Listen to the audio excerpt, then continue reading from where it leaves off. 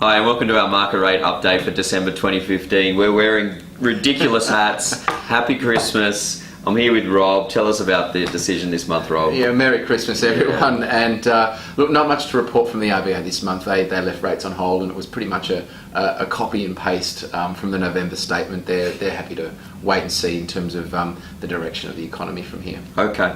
And what about the interest rate cycle? We've spoken about it quite a bit. Are we at the bottom? Tell us your thoughts. Yeah, look, we've been managing a very difficult transition from the mining boom and that overhang and really trying to see the economy try and establish growth in other areas. And we seem to be doing that pretty well. There's a lot of reasons to say that a glass half full approach to the Australian economy is warranted. My feel is that we are at the bottom of the rate cycle, particularly if we continue on the same trend. But that's not to say that there aren't some challenges ahead. But my feeling is, yes, the bottom for the RBA, certainly the bottom for mortgage rates, because the banks are putting their own rates up anyway, right? Yep. So I think if things continue the way they are, then we may see a rate rise next year, but certainly way at the back end of next year. Okay. Is that the same for fixed? Because I'm seeing some shifting on fixed, which is quite common. It shifts around a little bit more than the variable, but give us your thoughts there. Look, potentially. I think if you look at fixed, you really got to look at the price of money, and a very interesting event's just about to happen in the US, and they're about to put their rates up there, and look, that's going to have repercussions for the cost of money around the world. So I dare say if the US starts to go on a path of raising rates, then we're going to start to see those filter through to long-term rates right around the world. Because I think it is a bit of normalisation of some really special offers that have been in the market, some very, very low fixed rates that we haven't seen before. So I think that's happening. There are some other offers that are coming out from some of the second tier lenders, which are fantastic right now for investors and owner occupiers, which is great.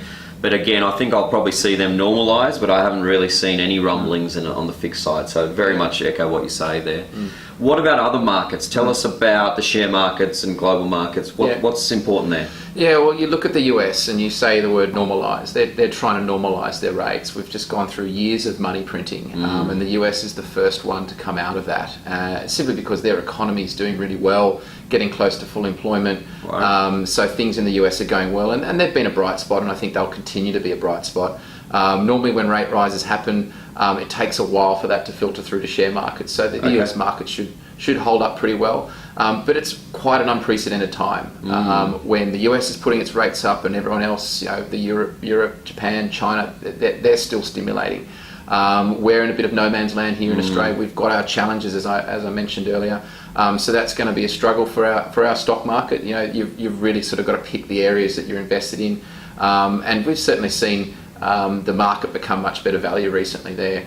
Other markets, property, it's certainly come off its highs here in Sydney, so that's a good thing if people are out there looking for the next home upgrade. So that's good news. And other markets, well, commodities have been really difficult, and we've seen the price of oil collapse, iron ore collapse. What could potentially happen? Well, countries that are dependent on commodities are really struggling. So keep an eye out for that in 2016. Okay. Well, look, that's our market rate update for the year. I hope from Rob and myself, everybody has a happy and safe holiday season, and we'll be back in February next year.